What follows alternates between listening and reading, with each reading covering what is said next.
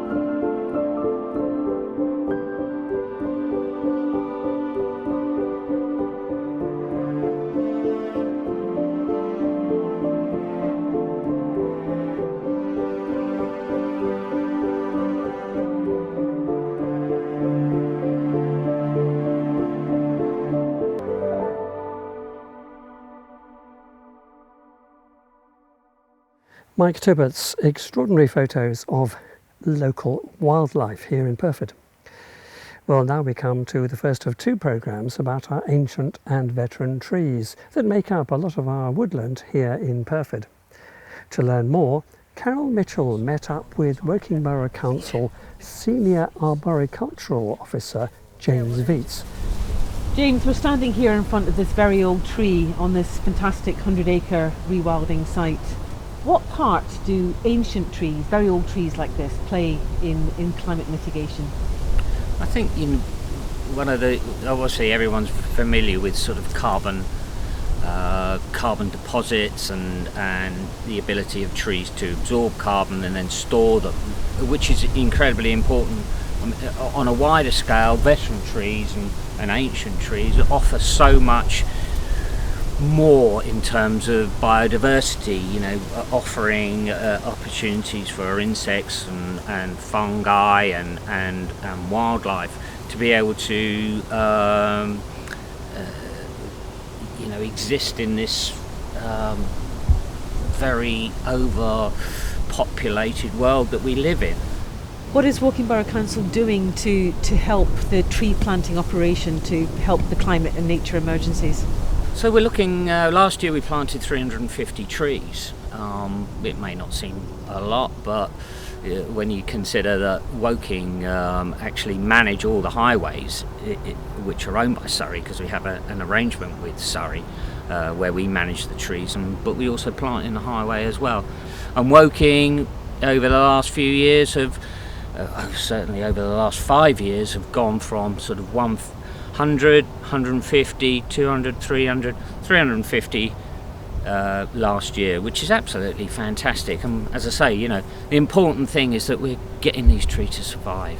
And as you say, it's not just to help climate change. These trees provide habitats, and the UK is one of the most nature depleted countries in the world. I mean, with our 80% of our land is given over to farming. Absolutely. So the twin challenge of the climate crisis and the nature loss crisis, trees are crucial to that, aren't they? Absolutely, and trying to maintain these trees and ensure that they don't get damaged by the pressures of the urban development is so critical.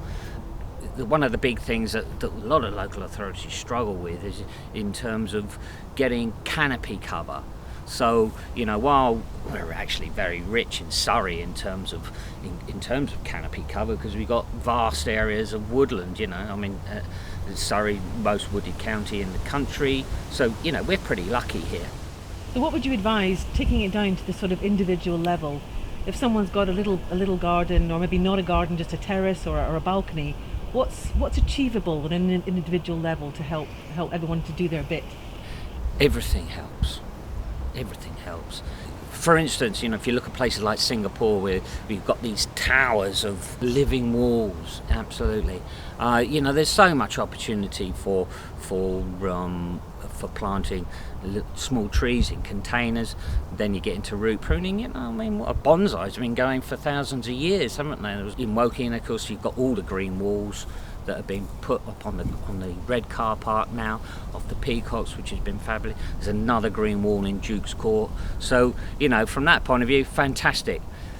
Trees, we're trying to get as many big canopy trees in because we want the big canopy. The big canopy trees make the difference. They're the ones that slow down the water as it comes through. They offer the most shade, so reduce what they call the heat island effect, so shading, and creates more habitat. And of course we're very fortunate to have a local landowner rewilding this project, and there's plenty of canopy cover here, plenty of habitat, so we're very lucky and fortunate to have people who are willing to do this. You know, at the end of the day, if you've got a specific aim in mind, get some professional advice. There's some really good arboricultural consultants out there who can specialise in providing management plans for land, especially in relation to trees. But you know, what a joy it is, and I'm really looking forward to exploring this area further. James Veats, Senior Arboricultural Officer at Woking Borough Council, was talking to Carole Mitchell about the important contribution ancient trees make to our environment. In part 2 next month, James returns and talks to Joy Sashak about her rewilding project. But that's for next time. Well, thanks very much to all those who've been in touch over the summer. Yes, well, summer, well, it's sunny now. Thanks for your comments and suggestions. We'll be back next month, and I do hope you can join us then. From all the team here at Wild Pyrford, we'll see you next time.